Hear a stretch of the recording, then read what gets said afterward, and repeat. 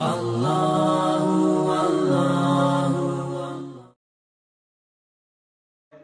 مخلوقات اس زمین پر زندگی بسر کر رہے تھے، اور سائنسی ریسرچ کے مطابق تو ایک حیوان جس کو ڈائنوسار کہتے ہیں، اس نے بھی یہاں پر حکومت کی سرزمین پر، جو ہماری کائنات دنیا ہے اس پر حکومت کی۔ گویا رب کائنات نے اپنی مخلوقات میں سے کچھ مخلوقات کو آزمایا کہ جب ان کو حکمرانی ملتی ہے، انہیں طاقت و قوت مل جاتی ہے، تو پھر یہ کیا کرتے ہیں؟ کیا اس حال میں بھی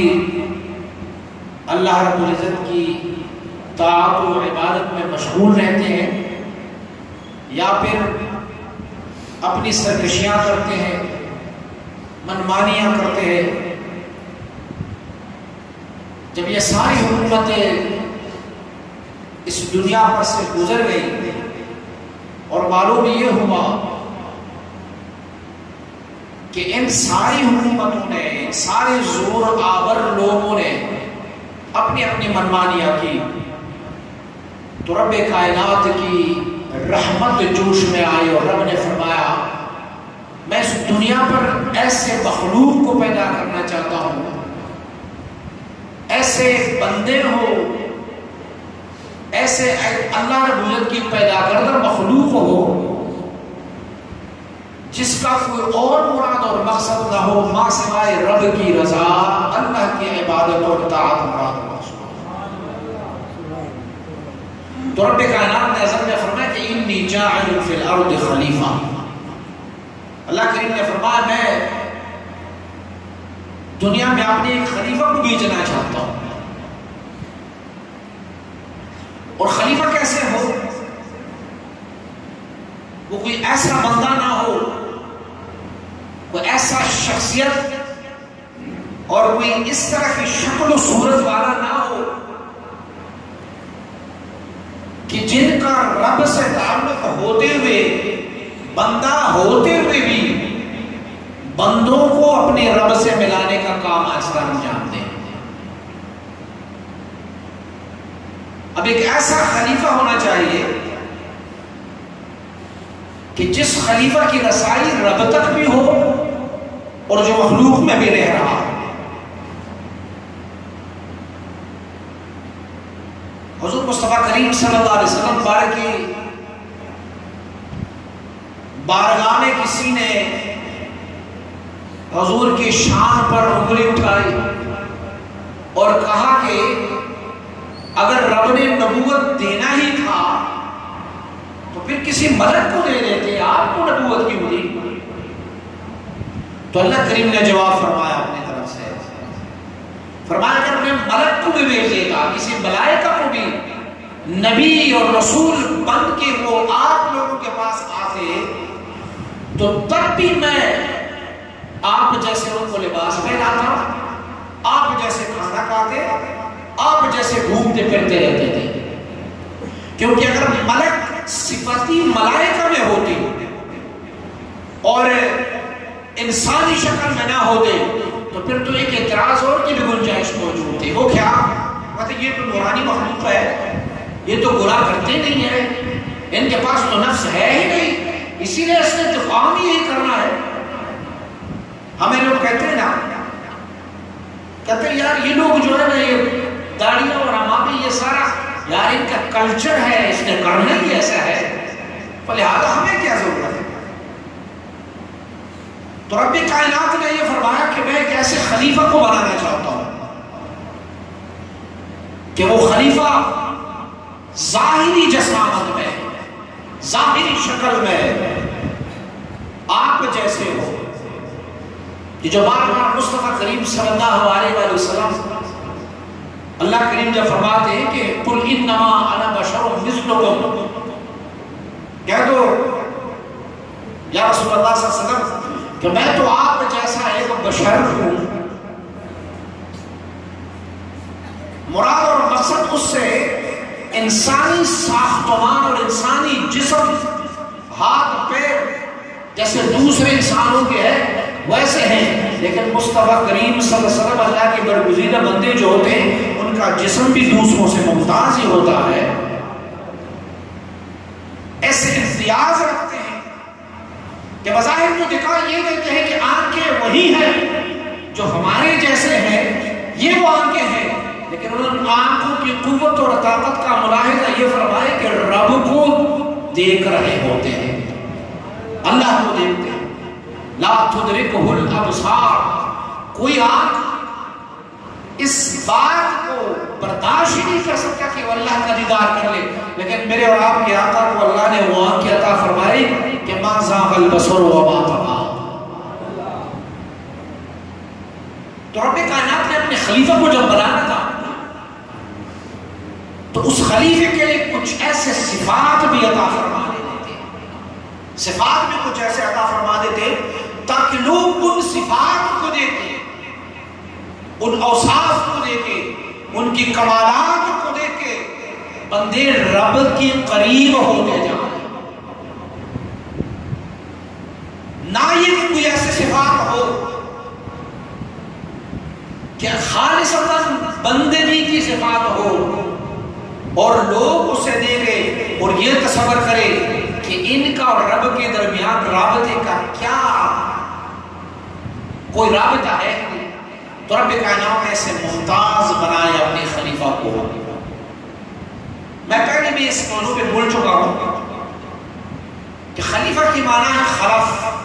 اور خلف اسے کہتے ہیں جو بعد میں آنے والا ہوتا ہے۔ ہمارے ہاں جب ہمارے ملک میں سے ہمارا صدر صاحب یا وزیر اعظم صاحب کہیں چلے جاتے ہیں تو وہ اپنا ایک خلیفہ چھوڑ کے چلے جاتے ہیں، سپریم کورٹ کے کسی جج کو، یا اگر وزیر اعظم صاحب چلے جائیں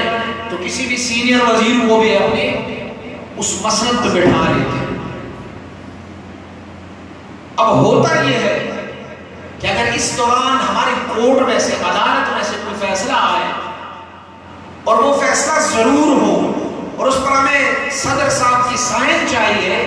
تو اگر یہ قائم مقام صدر سائن کر لے تو وہ ایسے ایکسپٹ کی جاتی ہے جیسے ہمارے صدر نے اسے سائن کیا ہو، کیونکہ یہ خلف ہے۔ اور خلیفہ میں اور خلف میں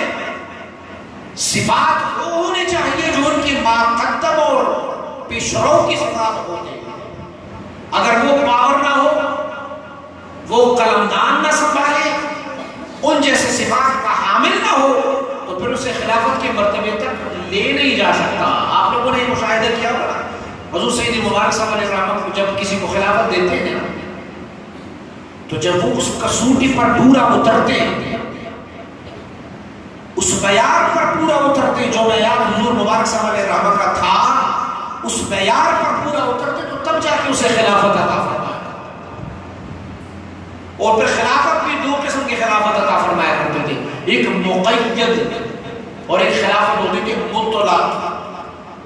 اب مقید خلافت میں بہت سارے قیودات تھے، میں نے اسے خلیفہ تو بنا لیا ہے، لیکن یہ آگے جب کام کریں گے تو اپنی مریدین اپنے صادقین کو میرے سامنے لائیں گے، میں اسے واچ کرتا جاؤں گا کہ کام صحیح کر بھی رہا ہے کہ نہیں۔ ایک ہوتا ہے وزیر مملکت، ایک وزیر مملکت ہوتا ہے اور ایک ہماری وزیر ہی ہوتا ہے، دونوں میں بڑا فرق ہوتا ہے، دونوں ایک ہی محکمے کو ہینڈل کرتے ہیں۔ ہمارے مذہبی امور کی بھی وزیر ہوتے ہیں اور ایک ہوتا ہے وزیر مملکت برائے مذہبی امور، دونوں ہی وزیر ہے لیکن دونوں کے سٹیٹس میں بڑا فرق ہے، وہ بھی وزیر ہے یہ بھی وزیر ہے، ایک وزیر مملکت ہے اور ایک وزیر مملکت برائے مذہبی امور یا مذہبی امور کی وزیر، دونوں میں فرق ہے۔ تو جب خلیفہ کو ایسے بنایا جائے، ایسے خلف بنایا جائے کہ جن کے دیکھنے سے ان کی پیشرو، جن کی چہرے پر نظر پڑنے سے ان کی پیشرو کا چہرہ ان کے چہرے میں جھلک رہا ہو، اسے پھر خلافت ہی مل جاتی ہے۔ حضور مبارک صلی اللہ علیہ وسلم کی خلفاء کو جب آپ دیکھتے ہیں تو ان خلفاء میں سے ان کے چہروں میں حضور مبارک صلی اللہ علیہ وسلم کا وہ رنگ اور جھلک نظر آتا ہے۔ تو آپ سمجھتے ہیں، آپ سلسلہ سیکھیں کہ کسی بھی مرید سالک سے ملتے نا تو ان کی شکل و صورت و حیات جواب دیکھتے ہیں، تو آپ کہتے ہو آٹومیٹکلی یہ کون ہے؟ کہتے ہیں یہ سیفی ہے۔ اور سیفی کوئی پارٹی تھوڑی ہے، سیفی کے نسبت حضور اخوندزادہ سیف الرحمان کے ساتھ ہے۔ معنی یہ کہ یہ بندے نے وہ لباس اپنایا ہوا ہے، وہ شکل اپنایا ہے، طریقہ ذکر وہ اپنایا ہے جو اخوندزادہ سیف الرحمان کا تھا، تو فلہذا یہ سیفی کہلانے کا مستحق ہے۔ تو اگر اس بندے کی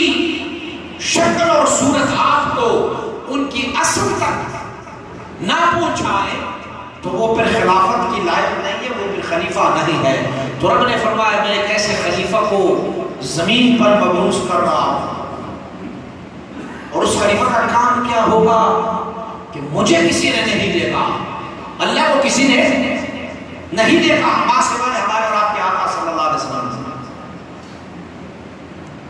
تو کوئی ایسے راہ اور طریقہ ہونا چاہیے کہ اللہ فرمائے کہ میرے بندے میرا قرب حاصل کر لے، میرا وصل حاصل کر لے۔ تو میرے وصل اور قرب حاصل کرنے کے لیے مجھے کسی خلیفہ کی ضرورت ہے۔ ان اللہ غنی عن العالمین، اللہ مخلوق سے غنی ہے، کوئی ضرورت نہیں ہے اللہ کو بندے کی، کوئی عبادت کی ضرورت نہیں ہے اللہ کو، کوئی طاعت کی ضرورت نہیں ہے۔ تو رب نے فرمایا اگر ضرورت ہے تو بندوں کو ضرورت ہے، تو پھر اسی بندوں کو ان کی ضرورت کو پورا کرنے کے لیے رب کائنات نے اپنی برگزیدہ بندے انبیاء علیہ الصلوۃ والتسلیمات کی شکل میں مبعوث فرمائے۔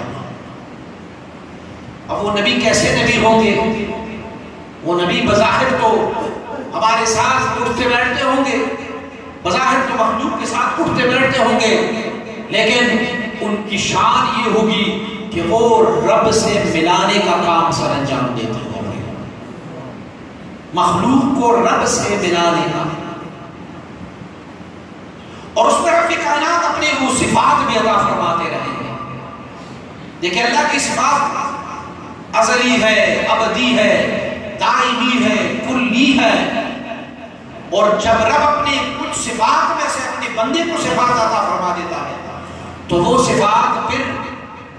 جزئی ہوں گے، وہ عطائی ہوں گے، وہ کلی نہیں ہوں گے۔ تو رب کائنات اپنے بندوں کو، اپنی خاص بندوں کو پھر وہ صفات بھی عطا فرما دیتا ہے۔ انبیاء علیہ السلام کی ساری اس برگزیدہ لڑی کو آپ دیکھیں تو ان میں سے اگر آپ ان کی معجزات کا مشاہدہ کر لیں تو ان کی زبان سے نکلے ہوئے ہر لفظ پورے ہو گئے، ان کی اشاروں سے، اللہ کے ان بندوں کے اشاروں سے وہ جو چاہتے صرف اشارہ فرماتے تو پورا ہو جاتا۔ ہمارے نام کے آقا صلی اللہ علیہ وسلم کی معجزات باہر ہے اور ظاہر معجزات ہے۔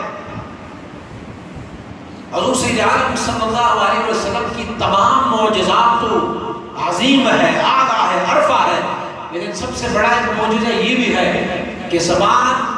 حرکت میں ہے مصطفیٰ کریم کی اور کلام ہے رب کی۔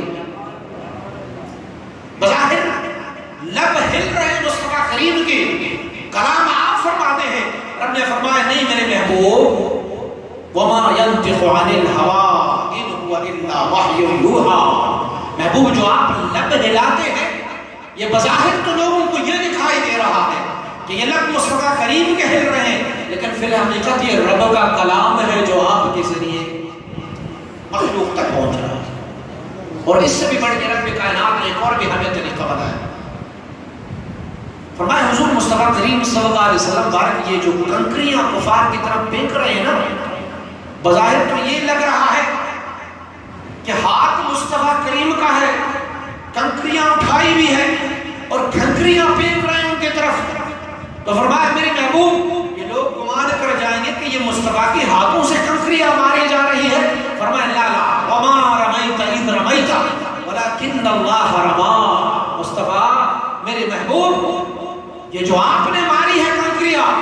یہ فی الحقیقت رب کی ماری ہوئی کنکریاں، اللہ نے اسے کنکریاں ماری، تو کوئی رب انہیں اپنی صفات عطا فرما دیتے ہیں۔ اور جب اللہ کی اس بندے پر گزیدہ انبیاء علیہ السلام کا یہ قافلہ ہمارے رب کے آقا مصطفیٰ کریم صلی اللہ علیہ وسلم دار پر اختتام پذیر ہوا،